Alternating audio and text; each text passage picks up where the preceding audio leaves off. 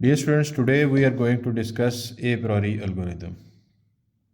A priori algorithm, if अगर हम definition की बात करें तो it says any subset of a frequent item set must also be frequent. That means कि अगर ये एक frequent item set है beer, diaper और milk, तो इसके जितने subsets होंगे वो भी frequent होंगे. तो उनको हमें देखने की ज़रूरत नहीं है, we will straight away assume कि वो भी frequent हैं.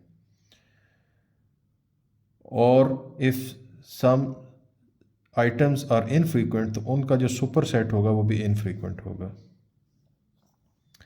फॉर एग्ज़ाम्पल हम ये देखते हैं कि मिल्क, डाइपर और बियर ये एक आइटम सेट है जो कि एक ट्रांजैक्शन डाटा के अंदर फ्रीक्वेंट है. तो इसके जितने सब सेट्स होंगे they must also be frequent. ये ट्रू क्यों है? ये इस वजह से ट्रू है कि ये सेल्फ एक्सप्लेनेटरी है कि अगर ये आइटम सेट एक डाटा के अंदर फ्रीक्वेंटली अपीयर हो रहा है तो ये इसके अंदर जितने भी आइटम हैं वो भी ऑटोमेटिकली उस डाटा सेट के अंदर फ्रीक्वेंटली ही उतनी दफ़ा अपीयर हो रहे होंगे. But converse in this case does not hold. ये नहीं हो सकता कि कुछ आइटम्स जो हैं, सब सेट्स जो हैं, वो दे आर फ्रीक्वेंट, तो हम ये नहीं कह सकते कि उन सब सेट्स का जो सुपर सेट है वो भी फ्रीक्वेंट होगा.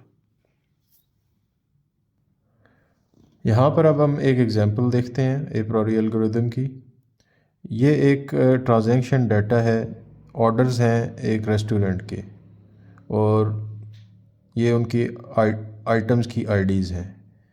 तो हम देखते हैं कि ऑर्डर 1 में M1, M2, M5, मील 1, मील 2, मील 5. ऑर्डर 2 में M2, M4, ऑर्डर 3 में M2, M3, so on and so fourth till order 9. ये हमारे पास एक ट्रांजैक्शन डाटा है.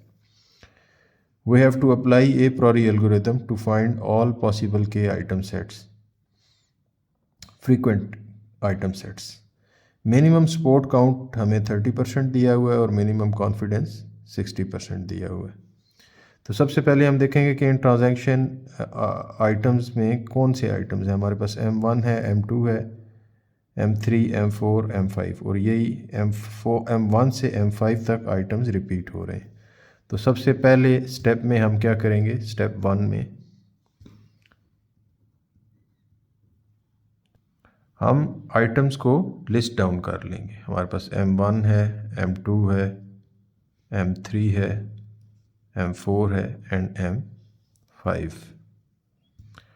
अब हम यहाँ पे देखेंगे कि M1 हमारे पास, अब हम देखेंगे कि M1 इसमें कितनी दफ़ा हमारे डाटा में अपीयर हो रहा है. तो ये M1 1, 2, 3, 4, 5 और 6 दफ़ा अपीयर हो रहा है. तो इसका जो सपोर्ट है वो 6/9 होगी. M2 का हम देखेंगे तो M2 1, 2, 3, 4, 5, 6 और 7. इसका सपोर्ट काउंट हमारे पास आ जाएगा सपोर्ट 7/9. M3 जो है वो 1, 2, 3, 4, 5, 6. तो M3 का 6/9. M4 1, 2 और M4 नहीं 2 है तो 2/9. M5 1, 2, 2, 2/9. तो अब जब हमने इनका सपोर्ट काउंट कैलकुलेट किया तो हमने देखा कि M4 और M5 ये दोनों हमारे जो मिनिमम सपोर्ट थ्रेशोल्ड से नीचे हैं. तो M4 और M5 यहाँ पे प्रून हो जाएंगे. आफ्टर प्रूनिंग हमारे पास 3 आइटम्स जो रह जाते हैं, M1, M2 और M3. अब सेकंड स्टेप में व्हाट वी विल डू, हम इनसे कम्बिनेशन बनाएंगे. 2 के कम्बिनेशन बनाएंगे आइटम सेट्स.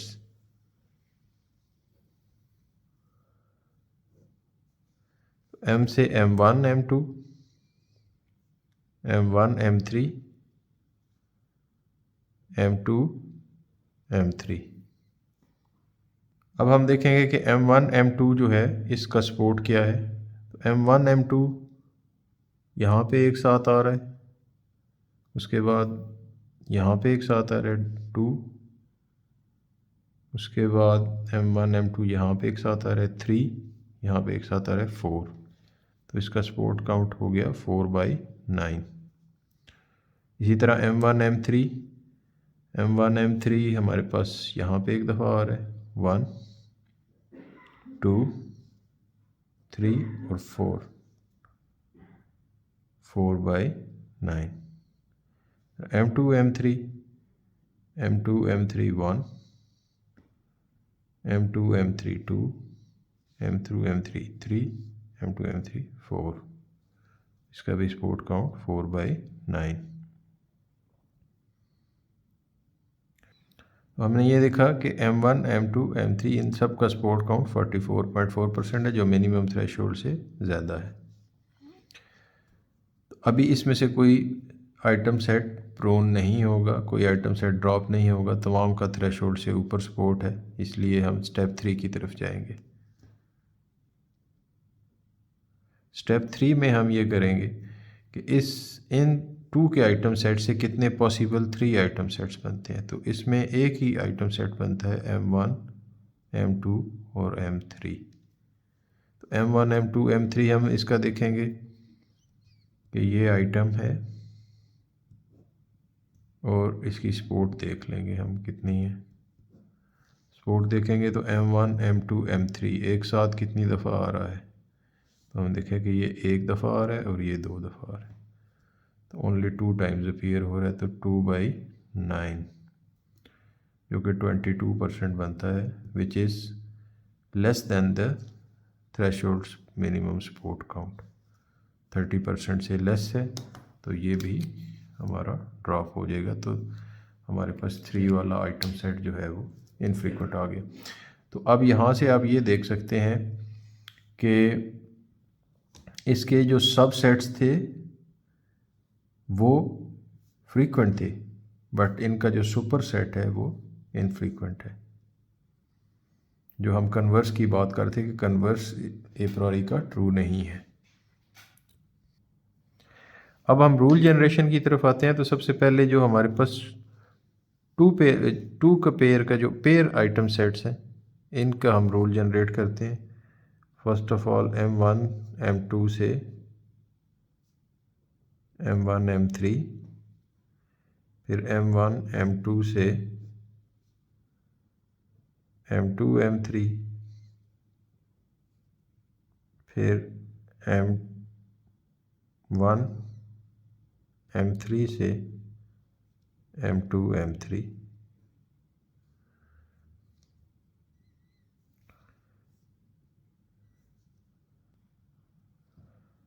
और इन रूल्स का हम कॉन्फिडेंस देखेंगे कि ये मिनिमम कॉन्फिडेंस जो हमारा थ्रेशोल्ड है उससे जो रूल्स नीचे होंगे उनको हम डिस्कार्ड कर देंगे और बाकी रूल्स को हम सेलेक्ट कर लेंगे। सबसे पहले ये जो रूल हमने लिखा है M1 M2 से M1 M3 तक, तो कॉन्फिडेंस का हमारे पास जो फार्मूला है वो है कि support count of X union Y divide by support count of X। तो हम ये देखते हैं कि हमारे पास X यूनियन Y क्या M1 M2 M3 जो 3 आइटम सेट्स हैं, इनका यूनियन M1 M2 M3, उसका सपोर्ट काउंट हमें पता है कि वो है 2/9 हम इसको लिख देते हैं, divide by support of X। तो M1 M2 की सपोर्ट भी हमें पता है वो है 4/9। तो हमारे पास इसका जो कॉन्फिडेंस आया वो 1/2 यानी कि 50%। तो इस रूल को हम मेरे मिनिमम थ्रेशोल्ड कॉन्फिडेंस से कम है ये। इसी तरह हम इसका जब फाइंड करेंगे कॉन्फिडेंस तो वो होगा support count of M1 M2 M3 divide by support count of M1 M2। In this case as well it becomes 1/2 which is 50%। Third rule का M1 M2 M3 का support count 2/9 divided by M1 M3 का, M1 M3 का support count हमारे पास 4/9 है। Again इस case में भी ये 1/2 जो कि 50% आता है। तो ये तीनों रूल जो हमने इससे बनाए हैं वो हमारे less than threshold minimum confidence जो हमारा थ्रेशोल्ड है उससे कम आ रहे हैं। नेक्स्ट हम जो हमारे सिंगल आइटम सेट्स हैं उनसे रूल जनरेट करते हैं। M1 से M2 रूल नंबर 1, M1 से M3, फिर M2 से M3। M1 से M2 की बात करें अगर हम, तो M1 M2 का इसका क्या होगा, support of M1 M2 divide by support count of M1। तो वो हमारे पास M1 M2 का सपोर्ट काउंट है 4 और M1 का सपोर्ट काउंट क्या है हमारे पास 6। तो ये आ गया 66.6% which is a valid rule जो हमारे मिनिमम कॉन्फिडेंस से थ्रेशोल्ड से ऊपर है। लाइकवाइज M1 M3 का, तो M1 M3 का जो यूनियन है उसका सपोर्ट काउंट है 4 डिवाइड बाई M1 का सपोर्ट काउंट है 6। Again it become 66.6%। तो ये भी वैलिड रूल है। इसी तरह M2 M3 की अगर बात करें तो M2 M3 का सपोर्ट काउंट है 4 और M2 का सपोर्ट काउंट है 7। तो ये हमारे पास आ जाता है 57% जो कि लेस दैन मिनिमम कॉन्फिडेंस, इस जो थ्रेशोल्ड कॉन्फिडेंस है उससे कम आ रहा है। तो this rule is not a valid rule. तो इसी तरह हम इसके रूल जनरेट करेंगे। जिस तरह हमने ये 3 रूल जनरेट किए हैं इनको हम कन्वर्स अपोजिट कर दें तो अगेन हम इनको M2 से M1, M3 से M1, M3 से M2 इनको भी हम चेक कर सकते हैं। और इसी तरह जो हमारे पेयर्स वाले थे उसमें भी हम M1 M3 से M1 M2,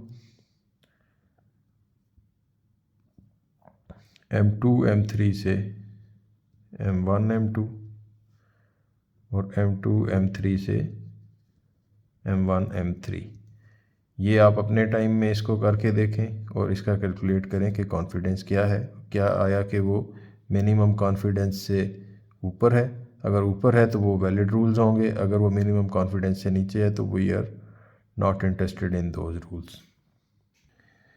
अगर हम चैलेंजेस की बात करें तो ए प्रायोरी एल्गोरिदम में there are we have to multiple times scan the transaction database.